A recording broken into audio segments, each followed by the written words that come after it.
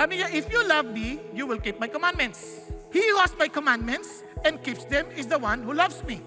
And he who loves me will be loved by my Father, and I will love him and will disclose myself to him. Pag sumunod ka kay Jesus, lalong makikita mo, mararanasan mo yung pagmamahal ng tatay, lalong lumalago yung pagkaranasan mo sa pagmamahal ng tatay, at lalong mo siyang makikilala. In other words, lalong lumalago yung pag-ibig mo sa kanya.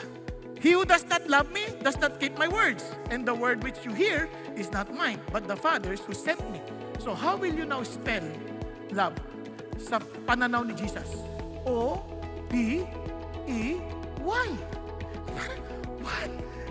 Kaya isipin mo, kung si Jesus ang nasa iyo, and He loves to follow this Father, ano kayang klaseng buhay ang meron ang Christian?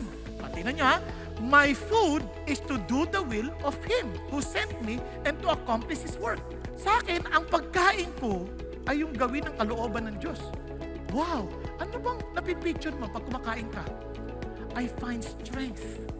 I find nourishment. I find life. Kaya para sa akin, to obey the Lord, kalakasan ng puso ko yan.